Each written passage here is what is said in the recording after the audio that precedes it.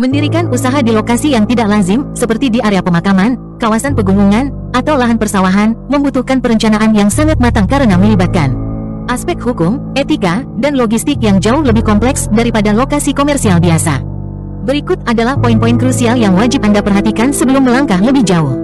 1. Aspek legalitas dan tata ruang. Ini adalah fondasi mutlak. Jika lokasi tidak sesuai dengan peruntukannya, usaha Anda dapat dibongkar paksa atau terkena sanksi hukum. PKKPR, Persetujuan Kesesuaian Kegiatan Pemanfaatan Ruang. Anda wajib mengecek di situs OSS apakah lahan tersebut diperbolehkan untuk kegiatan komersial sesuai dengan Rencana Tata Ruang Wilayah, RTRW. Status lahan, pastikan status tanah jelas, milik pribadi, sewa, atau lahan negara.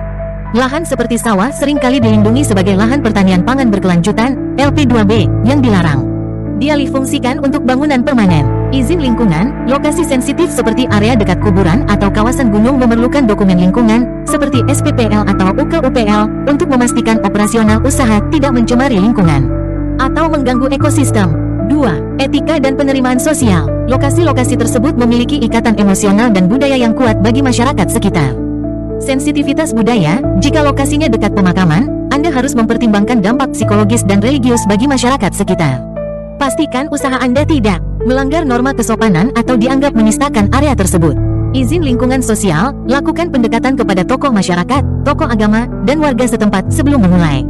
Dukungan warga lokal sangat krusial agar usaha Anda tidak ditentang atau diboikot di kemudian hari.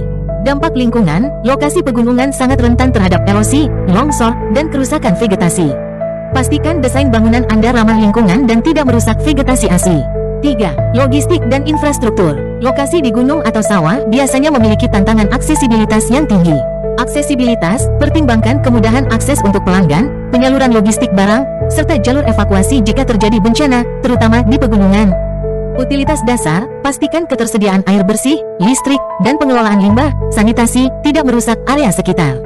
Di lokasi terpencil, biaya instalasi infrastruktur ini seringkali jauh lebih mahal. Parkir, lokasi yang sulit diakses seringkali kekurangan ruang parkir. Jika tidak disiapkan, ini akan menciptakan kemacetan dan ketidaknyamanan bagi warga sekitar. 4. Analisis kelayakan bisnis, target pasar. Jangan terjebak pada keinginan memiliki lokasi unik, namun mengabaikan logika bisnis. Target pasar, siapa yang akan datang ke sana?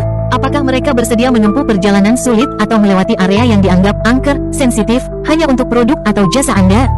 Nilai tambah, unique selling point. Jika lokasinya jauh, produk atau pengalaman yang ditawarkan harus sangat unik, sehingga layak dikunjungi destinasi tujuan wisata.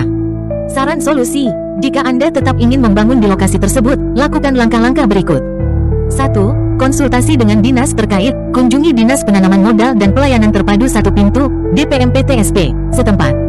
Tanyakan secara spesifik mengenai perizinan lokasi di titik tersebut.